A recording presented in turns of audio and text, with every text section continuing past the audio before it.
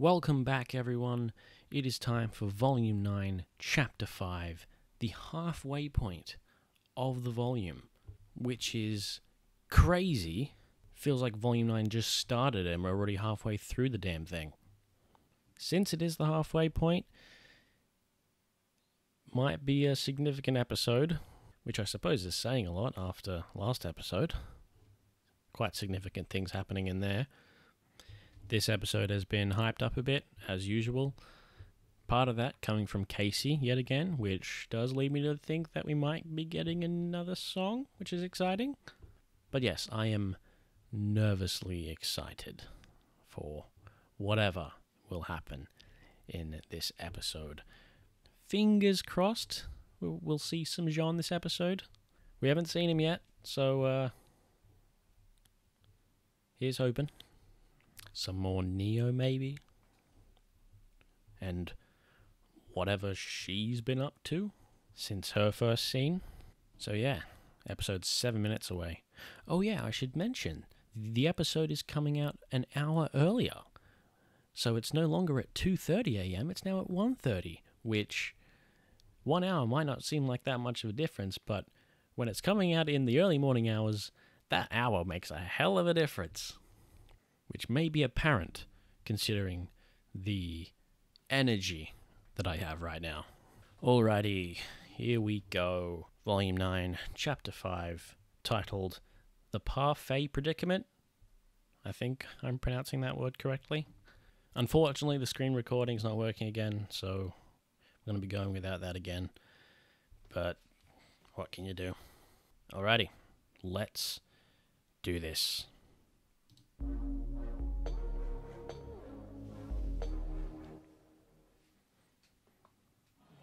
Oh boy.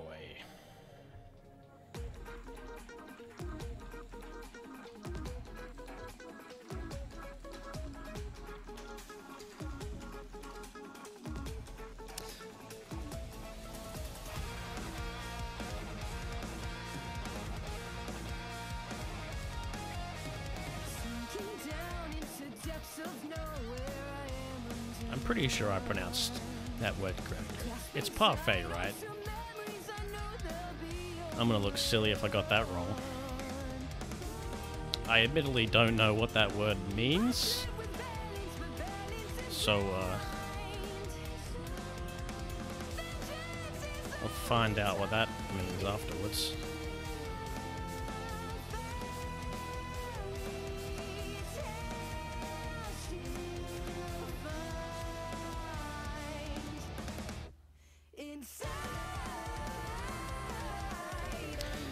Ah!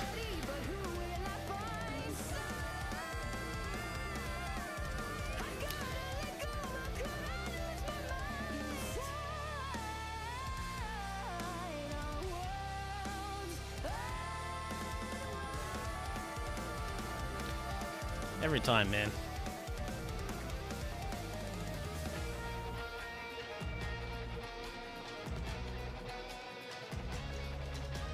Audio is recording, yes? Yes.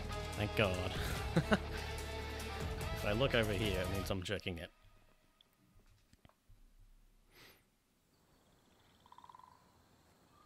Pretty. We're just running.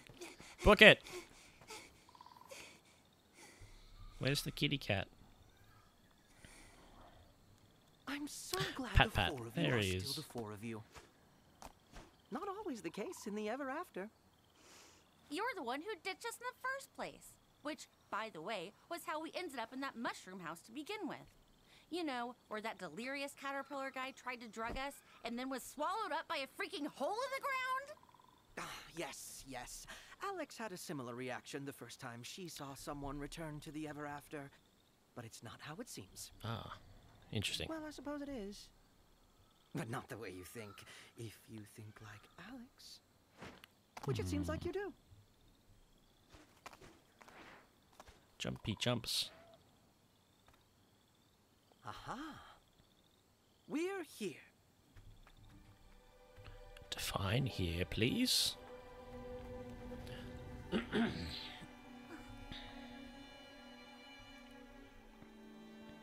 Ooh. Rocking Horsefly returns again. Yo, Better this is run. pretty. So, Cat, going to explain to us how a giant caterpillar disappearing into a hole isn't how it seems? When we break or wear out or simply finish what we were made to do, we're called back. But Herb, his heart was too weak to listen. So I gave him a little bit of mine. Those Is Koroks? he dead? Oh, no. Well, maybe a little bit. But not at all. Ugh, which is it? Now that Herb's properly returned, he'll be fixed up nice and made into the Herb he wanted to be when he was still Herb. Oh, the guards are there. He'll come back and find his purpose. Could be the same as before, or maybe not. When Herb comes back, will he remember anything? What would be the point of that? Hmm. Just like Alyx, you lot. I know, where you're from, things die. But we're just not like you at all. We ascend. Herb will have a purpose again. That's impossible. Things have to die someday. Right? Well, goodness, no. Though I suppose there is a creature. No. That's not the sort of thing you talk about in polite company. Oh, this bird guy. Wait, so what happened to Herb? Is that what happened to the king? Come on, try it. Ah. They're delicious. It was all very sad. Look at that little The bird. Red King couldn't cope when he lost to Alyx. A crying mess. Thankfully, he was called back and fixed up. And now he's the prince you met. Oh. Fix up. The prince was worse. The prince isn't supposed to be nice. He's meant to play Yo. the game and win. No matter Take what. those engrams to the Cryptarch. So that's why he cheats when the Red King didn't. But that still doesn't explain why the Red Prince was so much meaner. While the prince may not remember Alyx's deception after ascending, the heart very rarely forgets. But there was nothing about Ascension in the story. Of course not! Exposition is terribly boring. Even this conversation was, on the whole, rather tedious. I wonder what else Alyx left out. To make a grow good parfait, Yep. one needs a bushel of grumpy ivy, one good Ooh. spicy potato, the lint There's olive this and music. sweater. Ethel's dragons and more should have that, which is right next to. I'll never remember all of that. We heard this in the trailer. I can procure those. But there's another ingredient we must have that's only available on the 3rd level. Some nose hair from a leprechaun. What if you retrieve that while I go get the rest? Sure, I guess so. Wonderful. Look for the teapot lady. She'll have it. Now off you go. Teapot lady. That is absolutely just a Korok from Breath of the Wild. Guess I'd better go with the cat so they don't get distracted by a shiny doorknob and never come back. I'll go with you. Get me as far away as possible from any nose hairs, please. I'll go with you, Ruby. Nice try, kitty.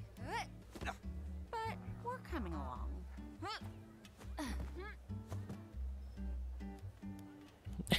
Look at him.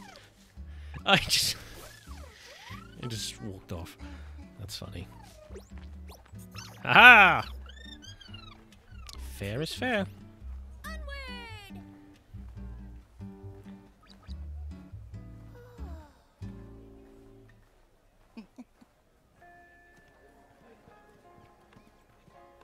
Teapot lady. That's a giant carrot. Ooh. Ah, listen to that. Cool.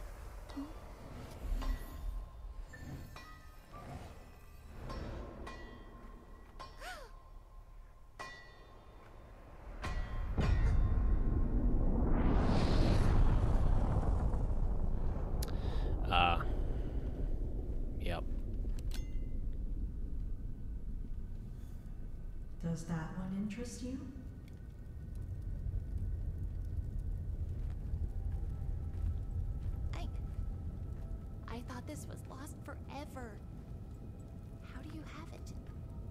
So is it the same one? Nothing. No one is ever truly lost.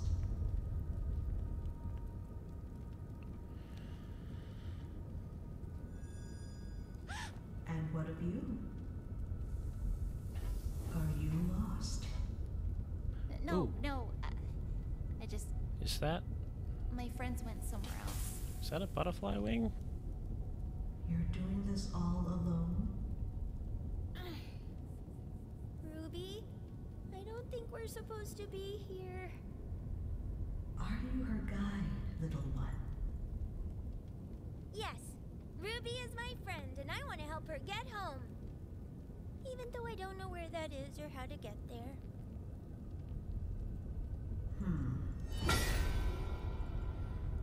You seem to be carrying a rather large burden with you. I'm fine. I can handle it. If you change your mind, you may choose any one of these you like Ah. and set your burden down.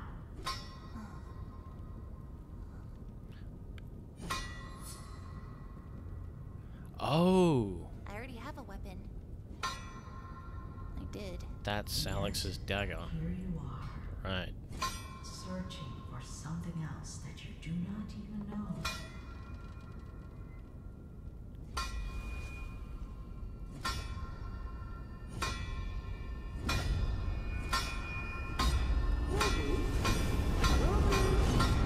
Ruby? Who are you talking to? Did you retrieve the nose hair? Come on, try our mud cookies. Oh. They're delicious. Shit. No, not just yet. But Ruby, come on. We got everything else. I'm sorry. Shit. Is that the teapot lady? Best mud cookies you've ever had. Look at that. Welcome to Families and Things. How can I help you? Looking for nose hairs? No, not the ogre. It's basically just Poltergeist, the Pokemon.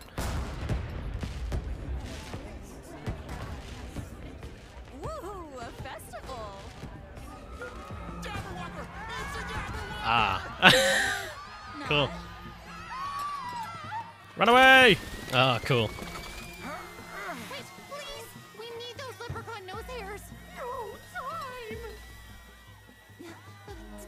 Here, I'll give you this. No! It carries a mother's promise. Oh, man. Take it! This is exceedingly bad. Wait, what's a Jabberwalker? It's a truly terrible creature. If the Jabberwalker eats one of us, we do not ascend. Ah. How do we make the parfait thing? Toss everything in here. But be careful. Eat too much and we'll have to shrink you back again. And that's a completely different potion. Nom nom nom nom nom nom. Cool. It wasn't enough. Slightly bigger. Uh-oh. Hello. What did you just say? No!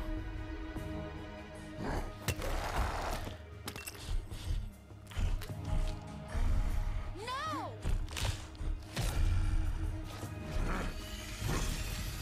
Oh no.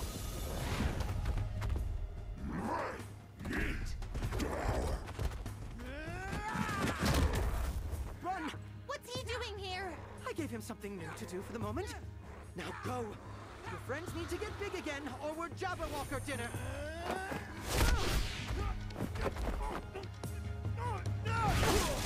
No! Birdie!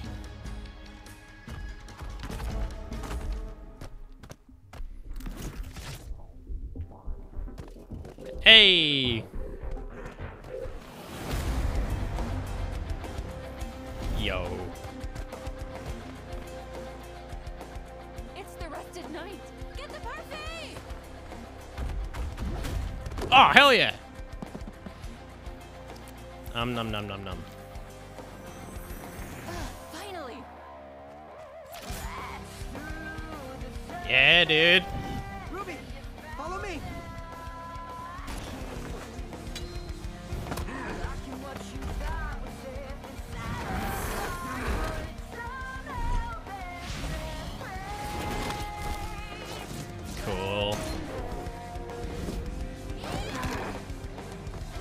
Punch! Punch!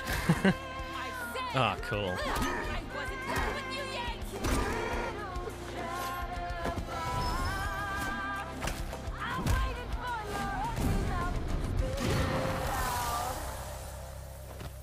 Oh, damn. Neo? Ah. What? There's only supposed to be one.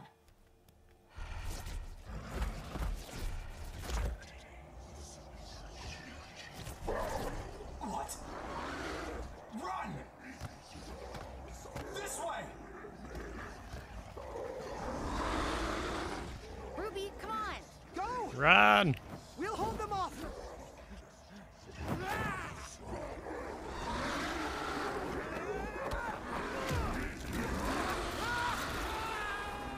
Jeez.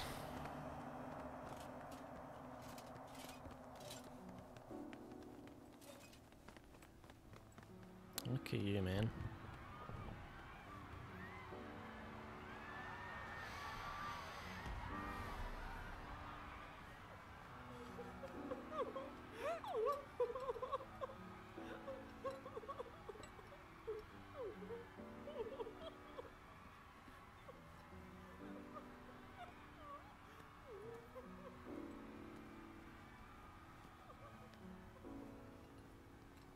I'm so tired of leaving places in ashes.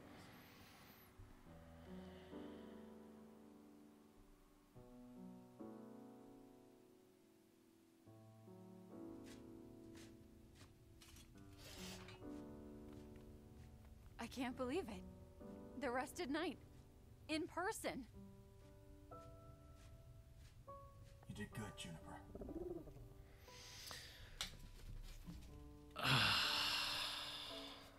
Team Ruby. Yeah. You finally made it.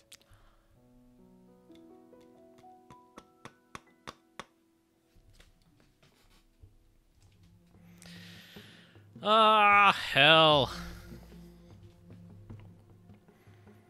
I did that because that was John's theme. Ah.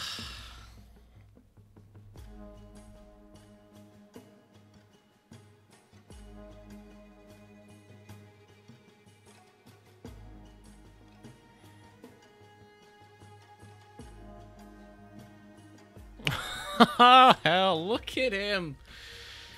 Ah.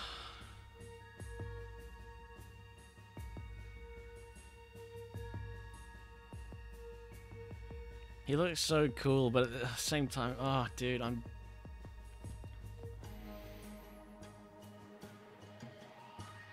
I can tell there's gonna be a sad story there. Oh. Ah. Oh, wow. Okay. That was an episode, dude. So, seems like my theory from last episode is holding true, that Jaune has been here in the Ever After for a long time. A long time.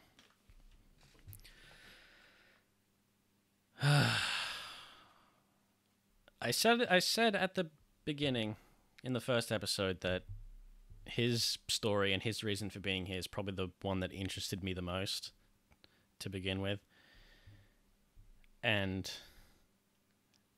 after coming up with that theory last week, I was, you know, now open to the idea that, hang on, his story here might be a bit of a sad one. And it's certainly looking that way. Ah, oh, man. There's a lot to dig through in this episode. Obviously, I'm all caught up on the ending because, yeah, but we had the summer thing. Was that Summer's weapon? Because Ruby looked into Penny's sword and saw Penny, and then she looked into that axe and she saw Summer. So you establish with Penny that, yeah, this is this person's weapon, then you do it with that one. Which then begs the question, what is it doing here? Oh, man. We didn't see Neo, but we have seen her influence. So, I guess, yeah, there was that line that said there's only supposed to be one. So I guess that confirms that there is only one Jabberwalker, or at least there was just one. But obviously, Neo's done something, and she's making copies of them, much like she's making copies of herself. We got a bit more sort of, I guess, world building for the Ever After and what happens to the people there. I'll have to watch it again and listen to everything that's said to properly put it together and make my thoughts on that. So the Blacksmith. There's no way that's all we get of the Blacksmith. There's obviously going to be more to that character. Ooh, yeah, I should look at the credits and see what they're called. That's a good idea, me. Oh yeah, this episode. Directed by Paula. Additional direction by Dustin. Written by Kirsty. Hell yeah. Okay. Yeah, just Blacksmith. Hawker was the name of the bird. It was voiced by Caesar. Cool. Did not get a nice ending. that was dark. Like getting ripped apart.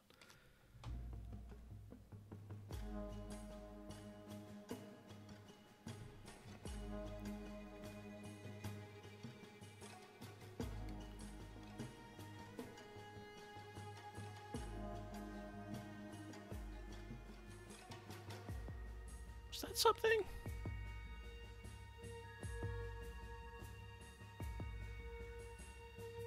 I'll have to go back and listen to when this plays in the episode.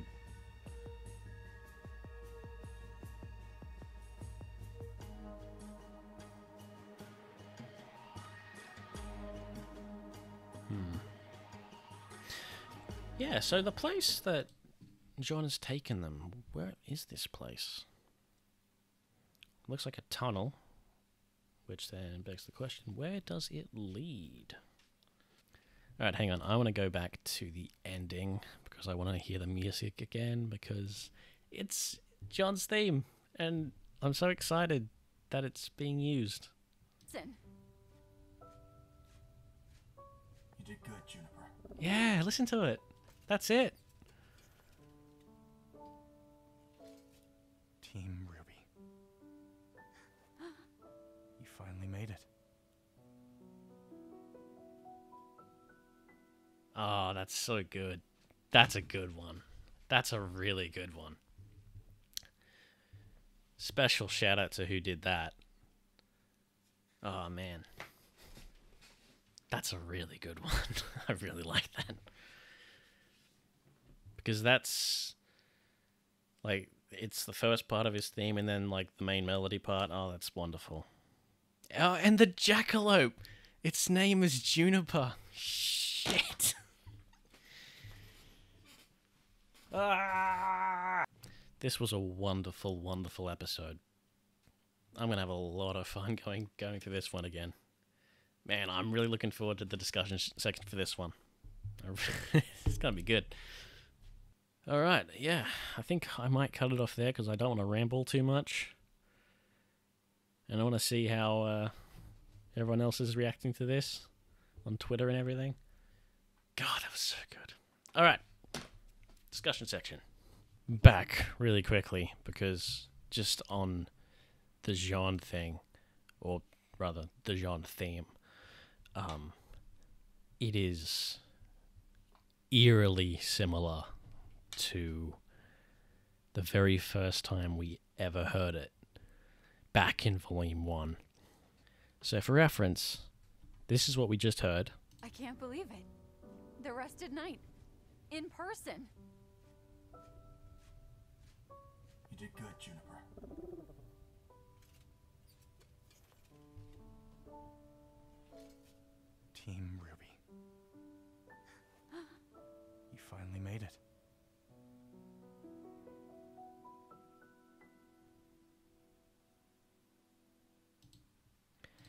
And if we go back to all the way back to Volume 1, the scene from Chapter 13 with him and Ruby talking about leadership and all that stuff, this is what we hear. If it would play. Oh man, that's gonna make me cry, actually. Shit.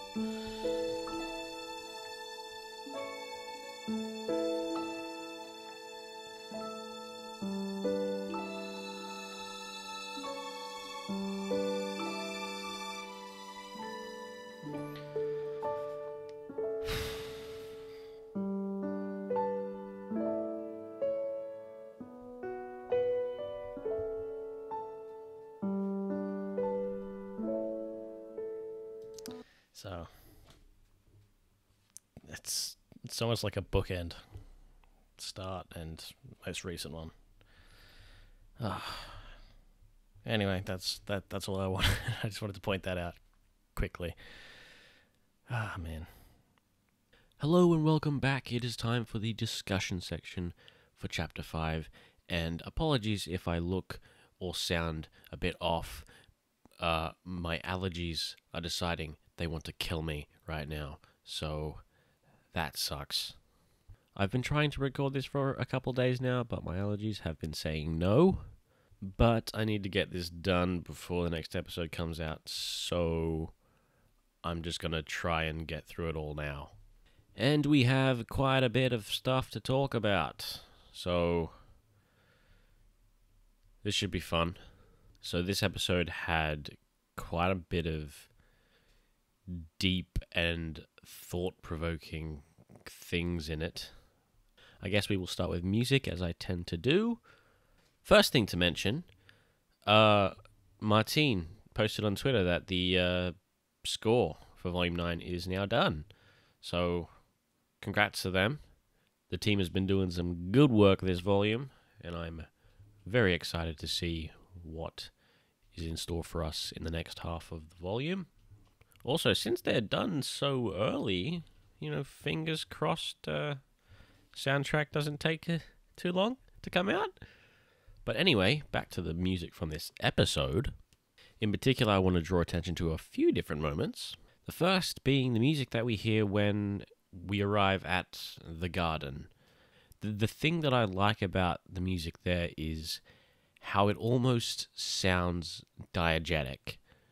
For those who don't know what that means, diegetic music is music that exists in the world and is something that the characters can hear. An example from RWBY would be the banjo guy from Volume 7 and Volume 8. And if you want to go really far back, RWBY listening to This'll Be the Day in the very first episode is an example of diegetic music, because it is music that is being heard in the world and by the characters.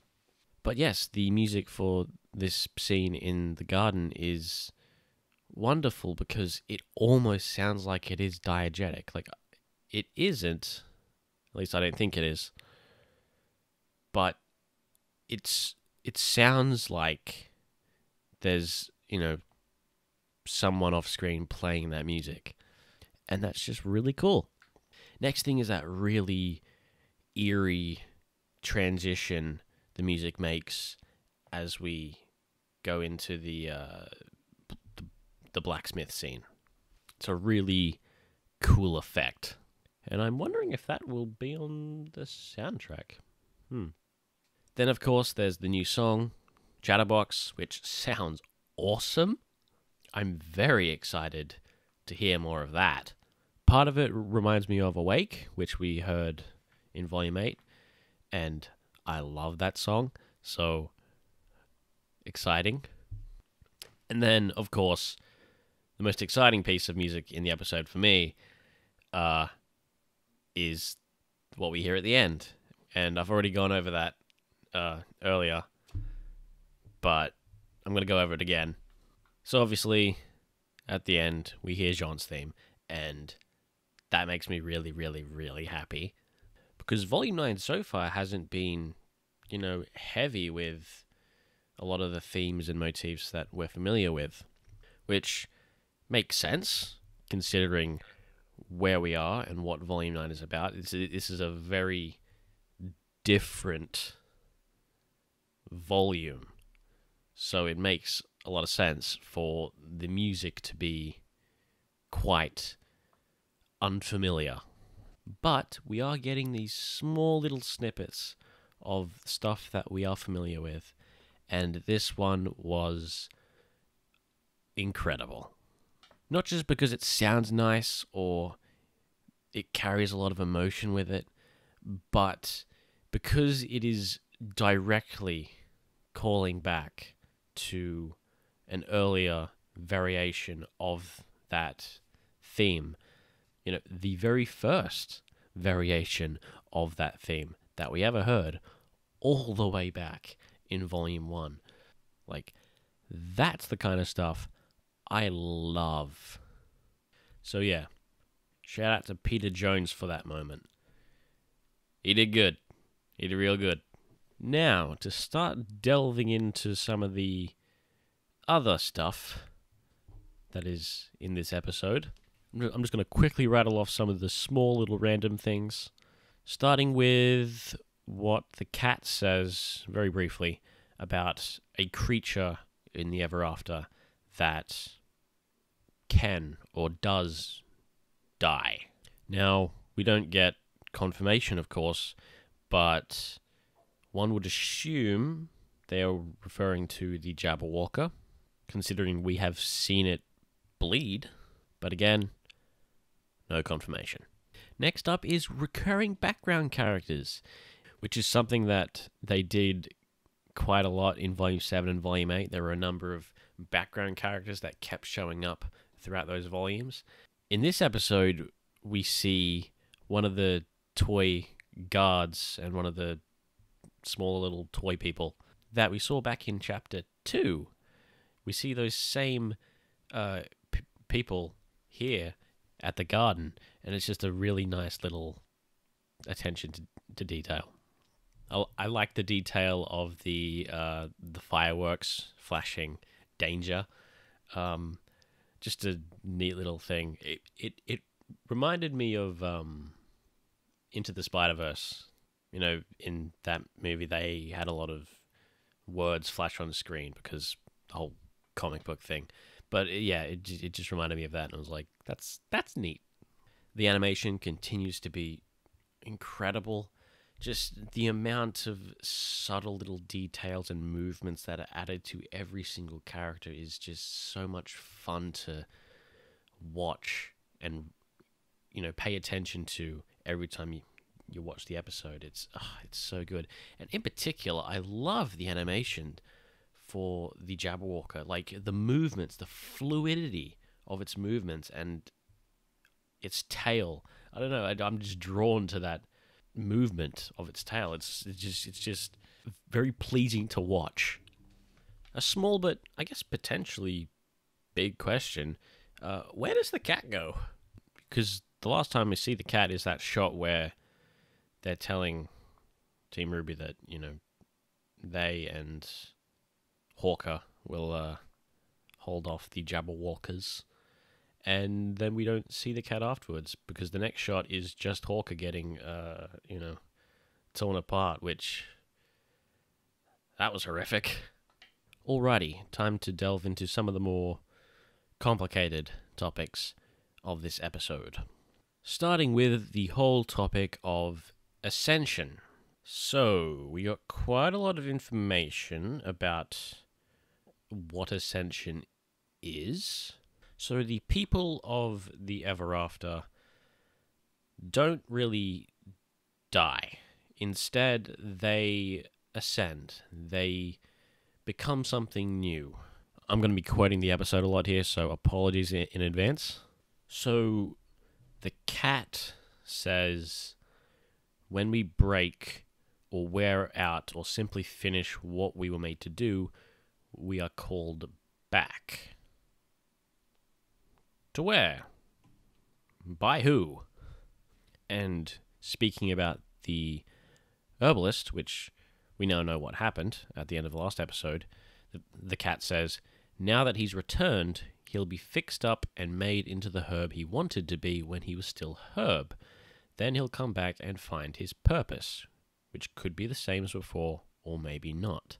Volume 9 and the Ever After obviously has a very large focus on identity and purpose and the role that one plays.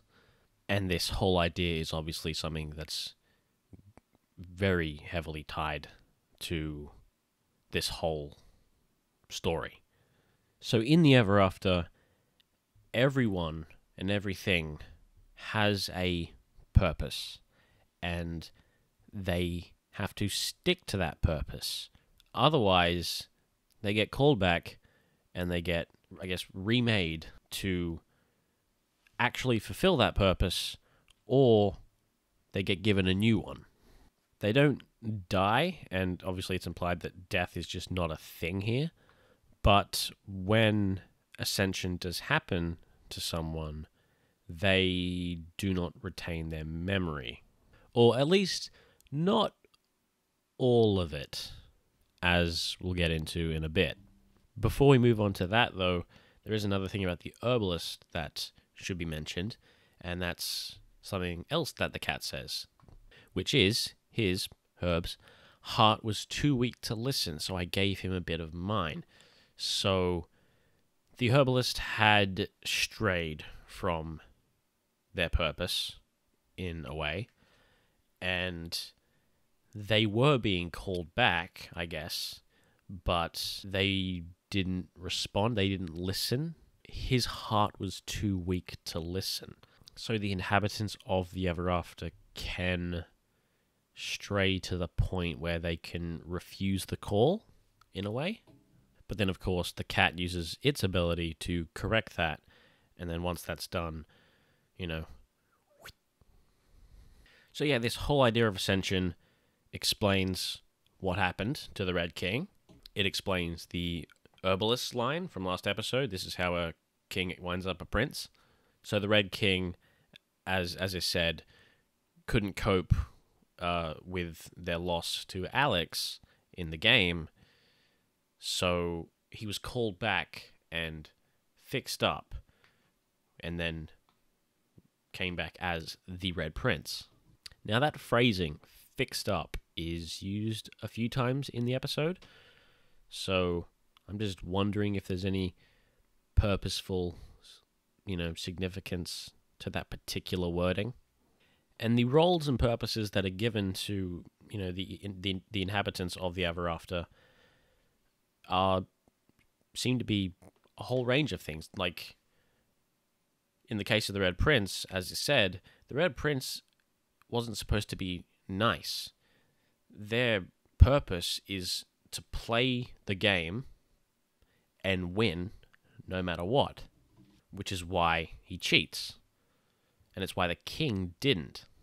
So the king played against Alyx, but the king didn't cheat, so Alyx won the game fair and square, and then the king could not handle that loss, and then lost his purpose, and then was called back, fixed up, brought back as the Red Prince, who now must win the game at any cost. So I'm just wondering if whatever higher power exists in the Ever After that's controlling all of this, that's fixing all this to be what it is, really wants that particular outcome to happen, that the Red King / the Red Prince has to win. And why? And then we get the line that I was referring to just a minute ago with the whole losing the memory thing. The cat says, while the prince may not remember Alyx's deception after ascending, the heart very rarely forgets. Which obviously explains why the Red Prince threw the tantrum after learning that RWBY and the others were human. Because it was a deep-seated memory. Something so ingrained that it's not so easily removed or forgotten. So yeah, the inhabitants of the Ever After seem to be heavily fixed in their roles and in their purposes. They seem to be completely devoid of choice as for, what they are and what they want to be. And if they stray from their role, they are taken and fixed. Which, again, begs the question, by who? There seems to be notable exceptions that, I guess, bend the rules a bit. The first being the Curious Cat, who has that power to mend one's heart, or, I guess, mend one's purpose. And, as we learned in this episode, the cat also has the ability to completely compel someone else to do whatever they want, or rather, whatever the cat wants, because in this episode, poor Hawker gets more or less taken over and forced to do whatever the cat wants, or at least it seems that way. And the other notable exception to the rules seems to be the Jabberwalker, which has the ability to prevent Ascension. We don't get a whole lot of information on that particular thing, so very curious about that. So, Ascension is something that is not mentioned in the book, The Girl Who Fell Through the World. It's implied that it was intentionally left out of the book by Alyx, which then, of course, begs that question, what else did Alyx leave out of the book? Which goes back to one of the little points that I had from last episode, which is about potential biases that may have influenced Alyx when writing the book. But yes, this whole idea of Ascension naturally begs some questions, like, who is anyone? If individuals like the Red Prince used to be the Red King, almost an entirely different person, who else of the characters that we've met in the Ever After used to be someone else? Now, the obvious character to look at for that question is Little. So Little, as a character, hasn't had, I guess, much to do with the overall plot so far, but they're very clearly meant to be around and in focus a lot. With the information given in this episode, naturally leads to the question of, well, clearly there's something important here. Why else would this cute, adorable little mouse have such a focus? I'm not gonna lock in any potential guesses as to who Little may have been yet. The obvious answers would be Alyx or Penny. But again, there's still a lot of questions to be asked about the whole Ascension thing. So, wait and see. Okay, so moving from one complex topic into another, the whole blacksmith scene. Firstly, what is it about the blacksmith and everything there that draws RWBY in? And, what happens to her? Because, she's walking along and then, lots of wacky stuff starts happening.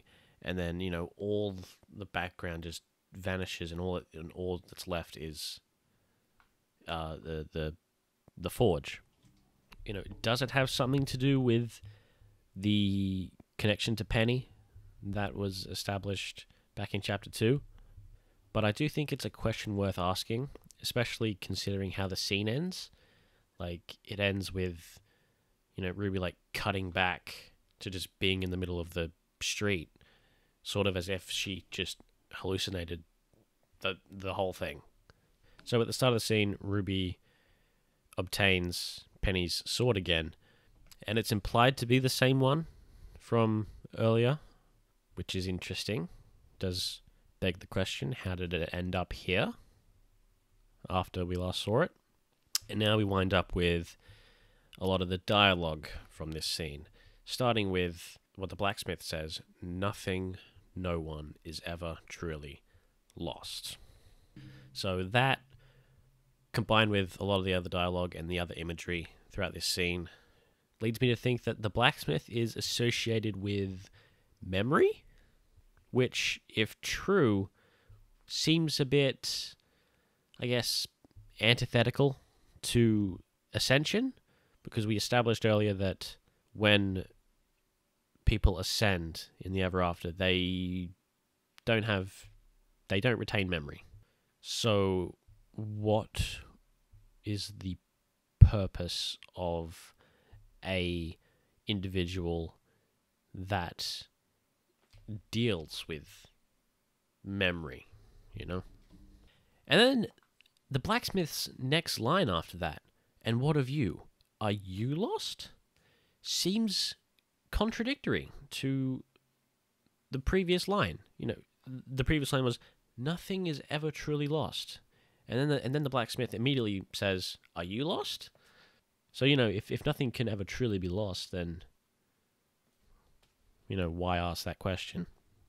And then RWBY's response to that is pretty nice, because it kind of holds the double meaning. She says, no, my friend just went somewhere else, which literally is true, but it's also true in a more metaphorical sense. You know, they have, at the moment, gone on a different path than RWBY is right now.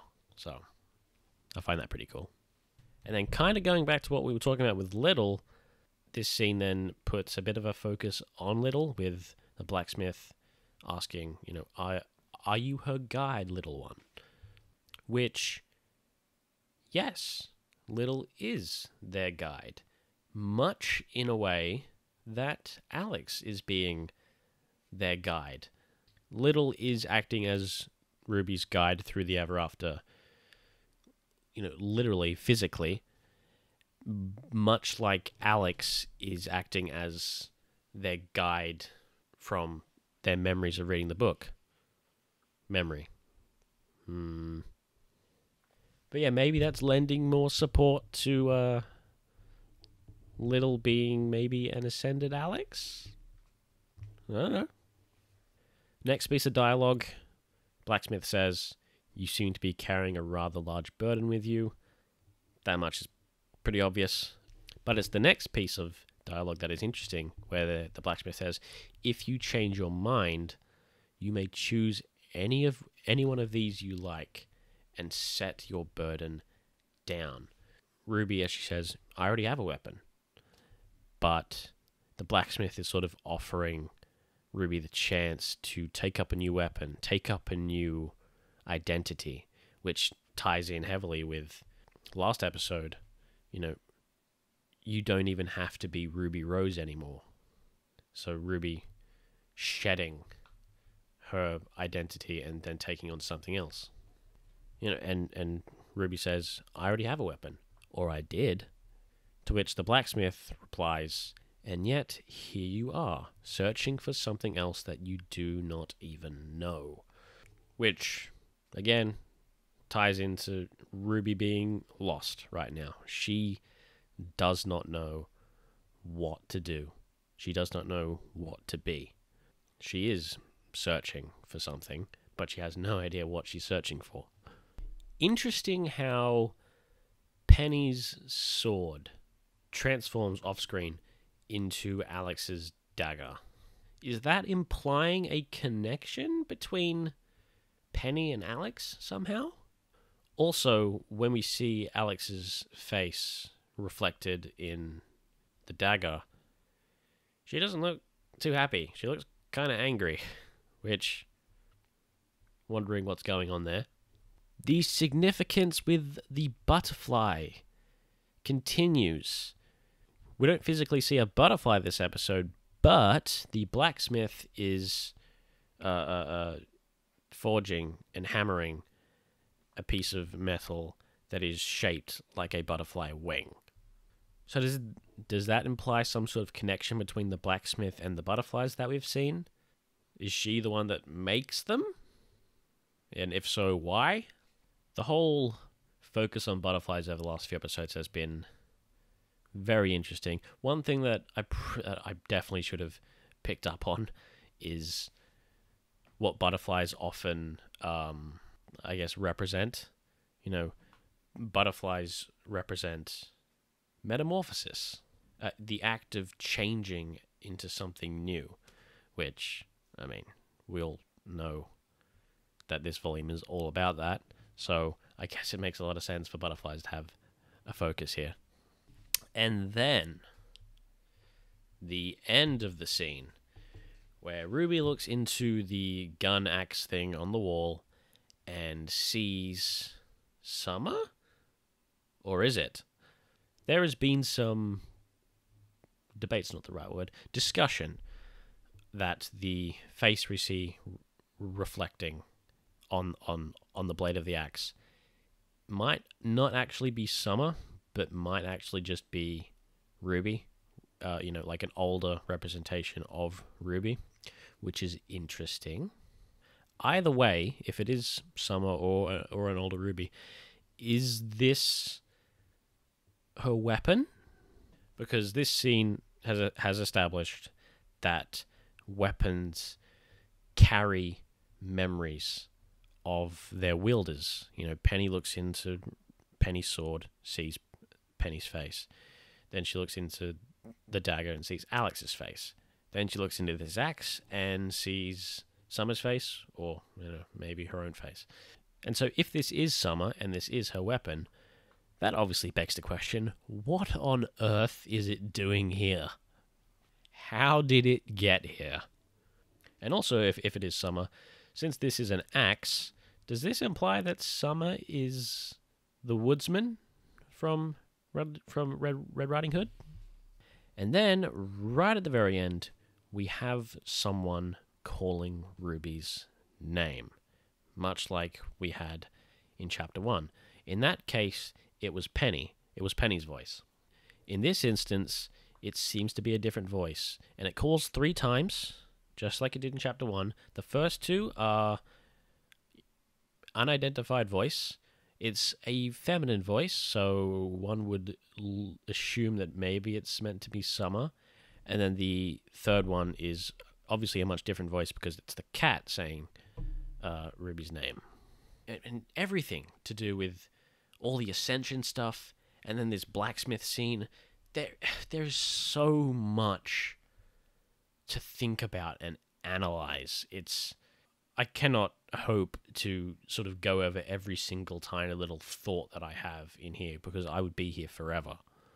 But it's so much fun, because it's probably the most thought-provoking stuff that we've had in RWBY for maybe the entire show.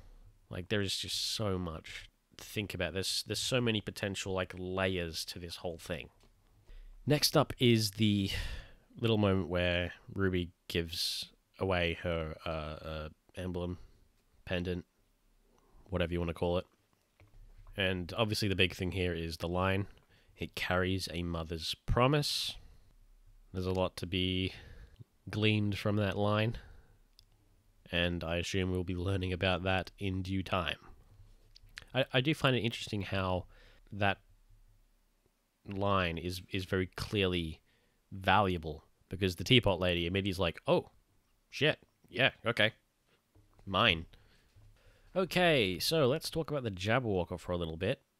As the cat says, if the Jabberwalker eats one of us, we do not ascend. So, what happens instead? Is it death? One would assume not, because we've just established that death isn't really a thing here. And if it was, then, you know, probably wouldn't be saying that death isn't, you know, a thing.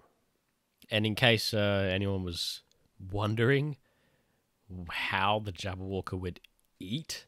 There is a very small little movement of the jaw in one shot. So I'll put that here.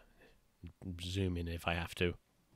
And then, line from Jaune confirms that at the very least, there is only supposed to be one Jabberwalker. Going back to near the beginning of the episode where the cat mentions that there is one creature that does die in the Ever After, and if that is the Jabberwalker, does that sort of just mean that, it is able to die, but then it comes back somehow? But again, there's only supposed to be one. And now, in a move that I absolutely should have seen coming, given the prominence that she has on this volume, it seems, the return of the everyone is Neo theories. Oh, man. So, a lot of people are theorizing that RWBY, at the end of the episode, is not actually RWBY, but is actually Neo in disguise. And, I gotta admit, it does look kinda likely. I just find it funny how after so many years of theories of like every tiny little background character, like, that's Neo, there she is, and all that stuff, that we might actually be right for once. So obviously the big question is, if RWBY at the end is Neo, when did the switch occur? And what happened to, RWBY? So there's a very clear shot where RWBY is led off screen by the cat. So if it were to happen at any point, I would assume it probably happened there, if it did happen, of course. The thing there is that if you do look in the background during the fight, you can see RWBY and the cat in the background. RWBY does not speak at all after that, but as we see with the Jabberwalker illusion, or I suppose at this point it's no longer an illusion, it's just a straight up copy of it, it can talk. So Neo's copies have the ability to talk, which makes picking out potential illusions that much harder. After the fight's done and, Team RWBY are being led away by Jaune, there is a definite focus on Weiss looking for RWBY and then going over to her and then leading her away. That seems like a very intentional, hey, look, Admittedly, RWBY does act kind of suspicious here in that moment and afterwards. So, yeah. And maybe one of the biggest pieces of evidence for it is the fact that Little is just nowhere to be seen. The last shot we see Little in is the shot where RWBY is making the parfait, where she's chucking in all the ingredients. That is the very last shot where we physically see Little. We do hear Little one last time as the Jabberwalker is running towards them, and RWBY grabs everyone and the parfait and then uses her semblance. That moment there is the very last time we actually hear Little. After that, nothing. The fact that we do not see or hear Little after that does lend a lot of credence, I think, to the theory that RWBY at the end is not RWBY. Okay, and finally, let's talk about Jaune. My theory from last episode seems to be holding true, that Jaune was the first of the gang to actually land in the Ever After, and he landed a very, very long time ago, and he's been here ever since. Which begs the question, how old is he? He has some graying hair, it looks like, so maybe he's like late 30s at a minimum. There is clearly a very sad story here with him, and I am wondering how much of that we will be delving into in the next episode or episodes after that. One would assume next episode, though. And since it seems like, anyway, that he is the Rusted Knight from the book, he would have interacted with Alyx. So will he inform Team RWBY about Alyx, and, you know, we'll learn more about her from him? And since he may be the Rusted Knight from the book, does that explain the other footsteps at the end of the intro where we, you know, Alyx, she wakes up on the beach and then but there's that other set of footprints? Are those Jaune's because he actually landed before she did? So as for Jaune's purpose, like what is his purpose? I think it's clear that he hasn't ascended, or has he? Because, like, he still has his memories. He recognizes Team RWBY, and it's obviously implied that, you know, he's been waiting for them for a very long time. And has that sort of been his purpose? Just here waiting for them to get here? And, man, how are they going to react? I mean, that's probably one thing that I'm most looking forward to seeing, is just Team RWBY just sort of realizing that, yo, this is their friend, and he has been here for so long, and he has grown old, and oh man, it's I'm just curious, like how do you react to that? Like, the last time you saw him was not, you know, all that long ago, and you know, he was, you know, your age, and now you see him and he's like 20, 30 years older, you know? Oh man. Juniper. Oh, that hurts. The jackalope is named Juniper.